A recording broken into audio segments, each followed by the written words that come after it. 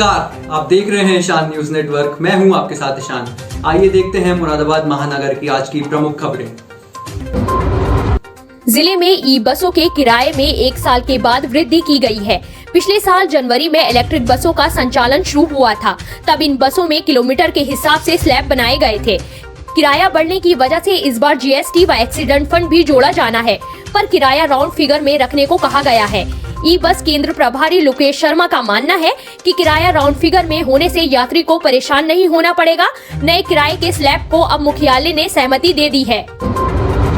सोमवार को वरिष्ठ पुलिस अधीक्षक मुरादाबाद के निर्देशन में थाना भोजपुर पुलिस द्वारा शीत ऋतु में कोहरे, धुंध के कारण होने वाली सड़क दुर्घटनाओं पर अंकुश लगाने के दृष्टिगत ट्रैक्टर, ट्रॉली आदि वाहनों पर रेट्रो रिफ्लेक्टिव टेप लगाया गया व लोगों को यातायात के नियमों का पालन करते हुए वाहन चलाने हेतु जागरूक किया गया।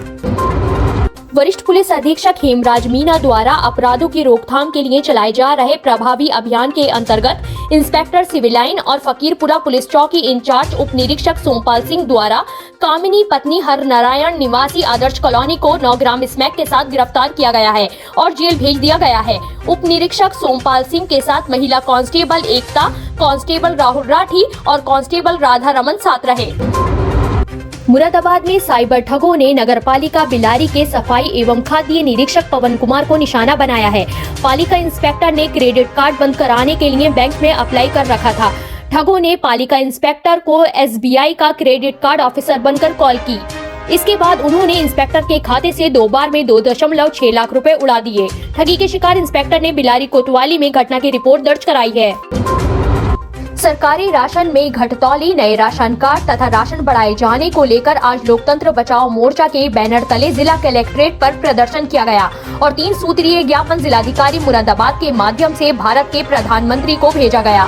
ज्ञापन देने वालों में शाकिर अली रायनी, ओमकार सिंह एडवोकेट, वचनलाल सिंह, सलीम बाबरी, अनवर मलिक, पूजा शकुंतला आदि मौजूद थे। मुरादाबाद विकास प्राधिकरण पर अवैध निर्माणों पर एक्शन के मामले में पक्षपात के आरोप लग रहे हैं। गागर नदी के फ्लड जोन में हुए अवैध निर्माणों पर एक्शन में नाकाम प्राधिकरण अब ग्रीन बेल्ट में खड़ी हो रही इमारतों को रोकने में भी फेल साबित हो रहा है।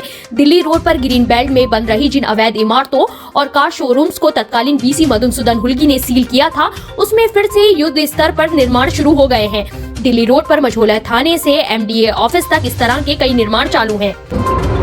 लोक निर्माण विभाग के दोनों और बने पार्कों की हालत कूड़े घर से कम नहीं है। पौष इलाके सिविल लाइंस में कई अधिकारी नेता अपने जरूरी काम से निकलते होंगे, लेकिन किसी का भी ध्यान इस समस्या की ओर नहीं है। अधिकारियों को समझना होगा कि ये पार्क भी मुरादाबाद स्मार्ट सिटी का हिस्सा है, अतः इस पार्क को भी मेंटेन किया जाना चाहिए। कपूर कंपनी का पुल रेलवे प्रशासन द्वारा बंद किए जाने के बाद से लाइन पार क्षेत्र के लोग बड़ी संख्या में अपनी जान को हथेली पर रखकर रेलवे लाइन को क्रॉस कर प्रतिदिन आवाजाही कर रहे हैं, जिससे किसी भी समय बड़ी दुर्घटना होने की संभावना बलवती हो गई है। गौरतलब है कि एक दिन पहले ही लाइन पार क्षेत्र के रहने वाले एक शिक्षक की रेलवे लाइन क्रॉस करते समय मालगाड़ी से कटकर मृत्यु हो चुकी है। जल ही जीवन मिशन के अंतर्गत मुरादाबाद सदर ब्लॉक के सभागार में जल बचाने के लिए 2 दिवसीय प्रशिक्षण कार्यक्रम चल रहा है, जिसमें 30 युवाओं को पानी की एक बूंद को बचाने हेतु प्रशिक्षण दिया जा रहा है। प्रशिक्षण के उपरांत ये युवक समाज में जल के संरक्षण के प्रति लोगों को जागरूक करने का अभियान चलाएंगे। सोमवार को दिल्ली रोड बुद्धि विहार स्थित एक बैंक्वेट हॉल में चल रही श्रीमद् भगवत कथा का भव्य समापन हुआ। पिछले 7 दिनों से चल रही श्रीमद् भगवत कथा को ख्याति प्राप्त रामभद्र जी महाराज द्वारा भजन व आरती के साथ बड़ी संख्या में मौजूद भक्तगणों और श्रद्धालुओं के बीच समापन किया गया। अत्यधिक ठंड होने के बावजूद 7 दिन तक श्रद्धालुओं ने श्रीमद् भगवत कथा का आनंद उठाया और भक्ति रस में डूबे रहे।